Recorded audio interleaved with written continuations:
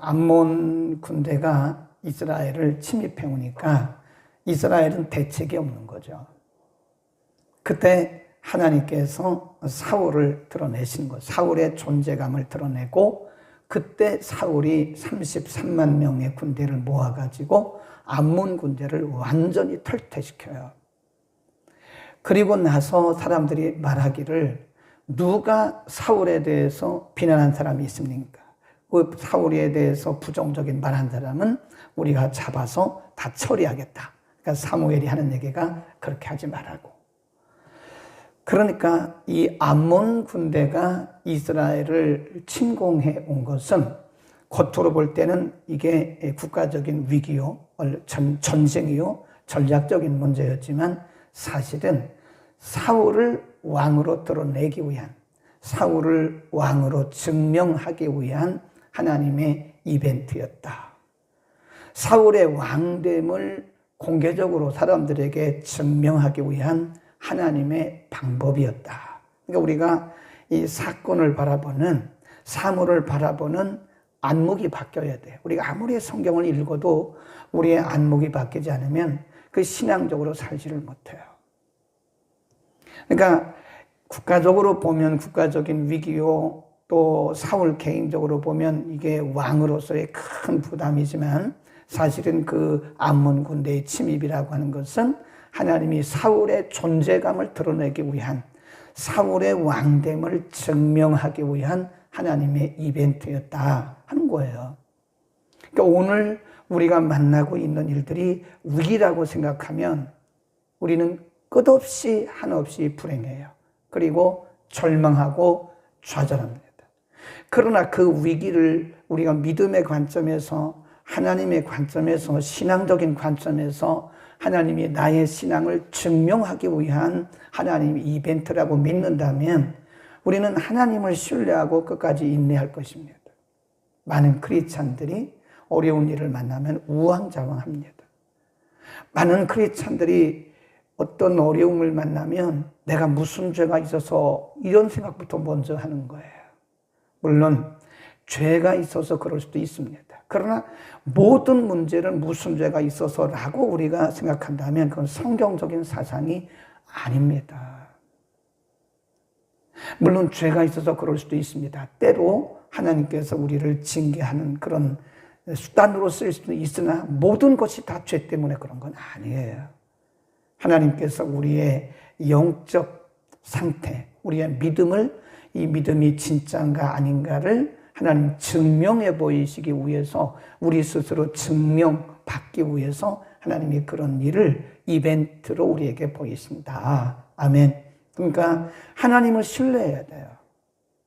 하나님을 끝까지 신뢰하고 이 위기 속에도 하나님의 의미와 목적과 계획이 있다는 사실을 믿고 하나님과의 관계를 우리가 점검하면 믿음으로 이겨낼 수 있다는 거죠. 우왕좌왕하지 말고. 자, 이제 왕으로 세웠잖아요. 왕으로 세운 게 중요한 게 아닙니다. 이스라엘 백성들이 하나님 앞에 열심히 간구해가지고, 그렇게 간구해가지고 왕을 주셨잖아요. 이제 하나님이 그를 쓰신다는 증거도 보여주셨잖아요. 거기서 끝나서는 안 되는 거죠. 사무엘이 1절에 보면 사무엘이 온 이스라엘에게 이르되 보라, 너희가 내게 한 말을 내가 다 듣고 너희 위에 왕을 세웠나니 이제 왕이 너희 앞에 출입하느니라. 보라, 나는 늙어 머리가 희었고 내 아들들도 너희와 함께 있느니라. 내가 어려서부터 오늘날까지 너희 앞에 출입하였거니와 내가 여기 있나니 여호와 앞과 그 기름 부음을 받은 자 앞, 누구죠? 사울. 그러니까 사울 앞에서, 백성들 앞에서, 하나님 앞에서 얘기하는 거예요. 이게 누구를 위한 권면이냐면 사울 왕을 위한 권면입니다. 거기 보면 뭐라 그래요? 자기 얘기를 하는 거예요. 이렇게 말합니다. 내가 누구의 소를 취하였더냐? 내가 누구의 나귀를 취하였더냐? 내가 누구를 속였더냐? 내가 누구를 압제하였더냐? 내 눈을 흐리게 하는 뇌물을 누구의 손에서 내가 받았더냐? 그렇다면 내가 그것을 너희에게 갚을 것이다. 4절 그들이 가로되 당신이 우리를 속이지 아니하였고 압제하지 아니하였고 누구의 손에서든지 아무것도 취하지 아니한. 그러니까 사무엘이 이런 말을 한 거는 사울에게 들으라고 한 얘기예요. 사울에게, 첫 번째는 사울에게 내가 지금 선지자로서 하나님의 종으로서 지금까지 늙은 이 시간까지 내가 사역을 해왔는데 나는 누구의 뇌물을 받은 적이 없다. 누구를 속인 적도 없고 내가 누구의 것을 탈취한 적도 없다. 백성들 여러분 다 보시지 않았느냐? 이 얘기는 왕 사울에게 들으라고 한 얘기예요. 당신이 왕으로 세움을 받고 성령이 당신에게 임했지만 정직하게 하시오, 그 얘기입니다. 당신이 왕이지만 뇌물을 받고 탈취하고 거짓말하고 이러면 당신은 하나님 앞에 오래 쓰임받을 수가 없습니다 라고 하는 자기를 샘플로 보여주는 거예요. 여러분, 우리가 우리 자신을 자랑하는 것은 옳지는 않죠. 그러나 신앙적인 면에서 내 얘기를 하는 것은 좋습니다. 내가 이렇게 하나님을 섬겼다. 바울도 그랬어요. 내가 예수를 본받은 것처럼 너희도 나를 본받아라. 이런 말을 할 수 있다면 우리는 성공적인 신앙생활을 하고 있는 겁니다. 나는 본받지 말어. 예수님만 봐. 그 말은 맞죠. 그런데 굉장히 무책임한 얘기입니다. 네. 보이는 스승도 필요한 거예요. 보이는 스승. 누군가가 우리에게 스승의 역할을 해줘야 되는 거예요. 누군가가 나에게 보이는 예수 그리스도처럼 예수는 저렇게 믿는 거구나. 목회는 저렇게 하는 거구나. 권사는 저렇게 해야 권사구나. 장로는 저렇게 해야 장로구나. 전도사는 저렇게 하는 게 전도사구나. 누군가가 나의 보이는 스승이 있어야 된다는 거예요. 우리는 하나님만 바라보라고, 나는 쳐다보지 말라고. 그거 옳은 말이기는 한데 어떻게 보면 매우 무책임한 얘기입니다. 내가 할 일은 내가 또 해야 되는 겁니다. 아멘. 어려운 얘기죠. 그러나 우리는 그렇게 본을 보여야 돼. 바울도 그랬잖아요. 바울도 내가 예수를 본받은 것처럼 여러분 나를 본받으시오. 그 다음에 사울에게 한 얘기고요. 두 번째, 백성들에게 한 얘기입니다. 6절부터 쭉 내려가 보면 11절까지 쭉 얘기를 해요. 지나온 역사를 들어서 설명을 합니다. 하나님이 여러분의 조상들에게 이렇게 해서 오늘까지 왔습니다. 또 12절에 보면 여러분이 암몬 자손의 왕 나하스의 너희를 침을 보고 하나님 여호와께서는 너희의 왕이 되실지라도 너희가 내게 이르기를 아니라 우리를 다스릴 왕이 있어야 하겠다 하였도다. 계속 얘기하는 거예요. 왕을 구한 것이 불신앙적이었다는 거예요. 그 결코 잘한 것은 아니었다. 사실은 하나님께서 여러분의 왕으로 여러분을 지금 다스리고 여러분을 막아주시고 여러분을 통치하고 계심에도 불구하고 전쟁만 나니까 여러분이 내게 한 얘기가 우리에게도 보이는 왕을 달라고 말하지 않았느냐. 사실 그것은 하나님 보시기에 불신앙적인 것이었다. 그럼에도 불구하고 그 다음 보세요. 13절. 그럼에도 불구하고 하나님이 여러분에게 왕을 주셨습니다. 13절 시작. 이제 너희의 구한 왕, 너희의 택한 왕을 보라. 여호와께서 너희 위에 왕을 세우셨느니라. 그 말이죠. 여러분이 비록 잘못 구했지만 하나님 앞에 왕을 구하는 것이 잘못되었지만 하나님이 여러분에게 응답해 주셨습니다. 자, 그 사람이 여기 있습니다. 그 왕이 여기 있는 사울왕입니다. 그리고 그들에게 경고합니다. 거기 보세요. 왕을 세우셨지만 14절 시작. 너희가 만일 여호와를 경외하여 그를 섬기면 그 목소리를 듣고 여호와의 명령을 거역지 아니하며 또 너희와 너희를 다스리는 왕이 너희 하나님 여호와를 좇으면 좋으리라마는 너희가 만일 여호와의 목소리를 듣지 아니하고 여호와의 명령을 거역하면 여호와의 손이 너희의 열조를 치신 것 같이 너희를 치실 것이다. 그랬어요. 두 가지예요. 자, 여러분이 왕을 구한 것은 잘못됐어요. 그러나 하나님 여러분에게 왕을 주셨습니다.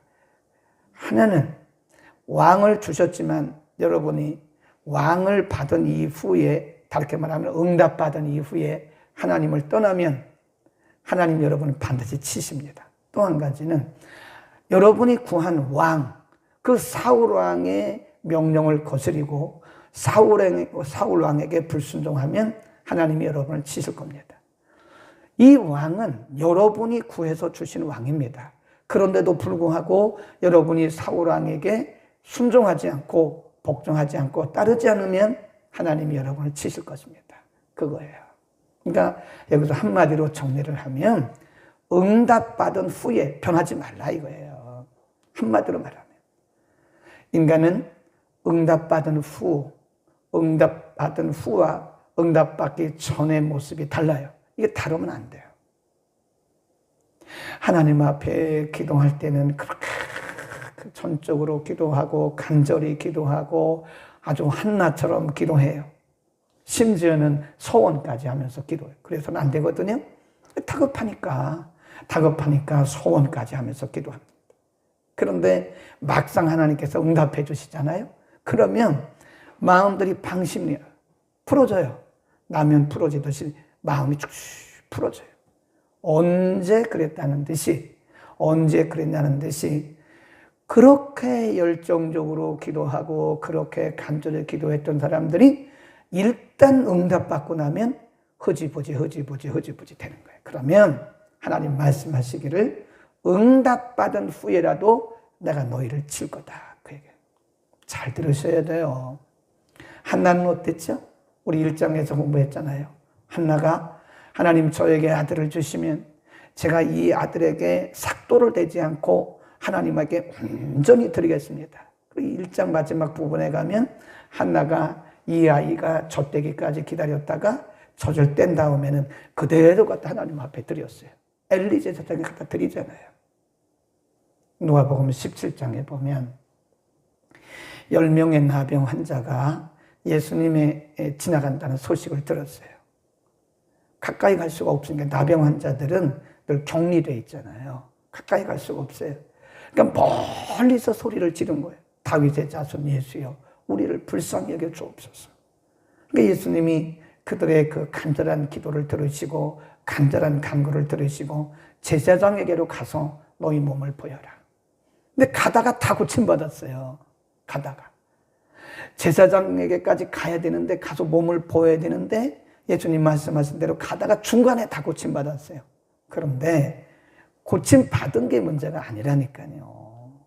응답받는 게 문제가 아니에요. 10명이 다 고침을 받았는데 9명은 마음이 흐지부지 돼가지고 다 어디로 갔는지 보이지도 않아요. 한 사람만 예수님께 돌아왔어요.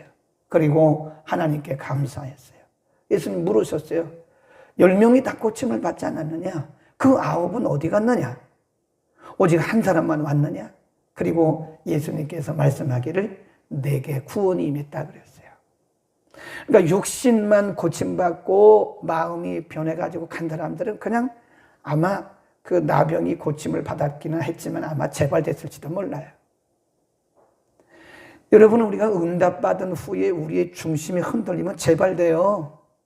재발됩니다. 병도 재발되고요. 환경도 재발된다니까요.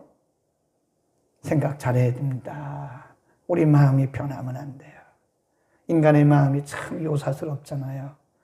우리가 위기에 부딪히면 어려운 일을 만나면 우리가 정말 얼마나 간절한지 몰라요. 정말 기도하는 것 같아요. 얼마나 기도하는지 몰라요. 그런데 일단 하나님이 응답해 주시면요. 마음이 바뀌어요. 내가 언제 그랬냐는 듯이 바뀌어요. 그러면 재발합니다. 정신 차려야 돼요. 그래서 우리는 항상 우리 자신의 중심을 점검해야 돼요. 내가 혹시라도 사람이 어떻게 똑같겠습니까? 어떻게 100% 똑같겠어요? 플러스 마이너스 우리가 보통 뭐라 그래요? 오차 범위라고 하잖아요. 오차 범위. 플러스 마이너스 5. 그 정도야 우리가 어떻게 똑같을 수가 있겠어요? 사람인데 어떻게 100% 똑같겠습니까? 살다 보면 조금이라도 변할 수가 있지만 그러나 이것이 본질적으로 근본적으로 들쭉날쭉하는 거는 이게 신앙의 기본이 안 돼 있는 거예요. 하나님이 기뻐하지 않으세요. 비가 오나 눈이 오나 바람이 부나 그냥 늘 같은 마음으로 하나님을 섬겨야지. 어떤 때는 업돼가지고 막 이만큼 올라왔다가 어떤 때는 다운돼가지고 저만큼 내려갔다가 하나님이 잊어버렸다가 내 마음대로 했다가 또 다급하면 막 와가지고 하나님 또 살려달라고 기도했다가 그러면 안 돼요. 아주 옛날에 플러스 마이너스 어느 정도에서 이렇게 쭉 가야지 들쭉날쭉 그러면 되냐 이 말이에요. 그래서 기쁠 때나 슬플 때나 아니 우리가 결혼식 주례할 때 그러잖아요. 결혼식 주례할 때 주례가 서약 하잖아요. 서약할 때 신랑 누구누구는 기쁠 때나 슬플 때나 누구누구 양을 아내로 삼아 그러잖아요. 그런데 결혼해서 살았어요. 근데 남편이 아주 잘해주고 남편이 돈 벌어오고 남편이 건강할 때는 아주 남편으로 생각하고 남편이 병들고 남편이 돈 못 벌어오고 그러면 남편이 아닙니까? 그러면 서약이 틀렸잖아요. 그럼 서약이 틀린 거네. 결혼식 주례 앞에서 서약했다면 다 거짓말이네. 기쁠 때나 슬플 때나 그런 우리 얘기했잖아요. 하나님은 더 해야 된다는 거예요. 우리의 생명을 구원하시고 우리를 자녀 삼으신 하나님을 내가 필요할 때 내가 필요에 따라서 이스라엘 백성들처럼 내가 필요에 따라서 막 간구했다가 또 내가 모든 거 다 이렇게 충만해지고 또 넉넉해지고 또 형통해지면 하나님 떠나고 그러다가 또 급해지면 오고 그러지 말자고 이제는. 아멘. 이제는 눈이 오나 비가 오나 바람이 부나 기쁘나 즐거나 슬프나 성공하나 실패하나 높으나 낮으나 내 마음에 드나 안 드나 우리는 하나님을 아버지로 신뢰하고 꾸준히 가야 하나님이 기뻐하시고 가다 보면 하나님이 은혜도 주시고 그러는 겁니다.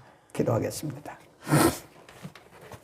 거룩하신 우리 아버지, 오늘 왕을 구했던 이스라엘 백성들에게 하나님 비록 그들이 왕을 구한 것이 불신앙적이고 하나님을 거역한 불성실한 일이었음에도 불구하고 하나님 그들의 원하는 대로 사울을 왕을 세우셨습니다.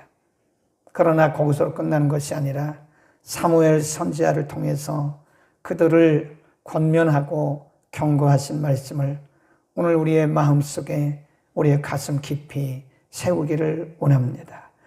주님이 말씀을 잘 우리의 가슴 속에 새겨서 우리의 평생 들쭉날쭉하는 신앙이 아니라 기쁠 때나 슬플 때나 하나님이 우리를 축복하시는 것처럼 보일 때나 그렇지 않을 때나 언제나 하나님을 신뢰하고 우리의 믿음의 중심을 지킬 수 있도록 하나님 은혜를 통하여 주옵소서.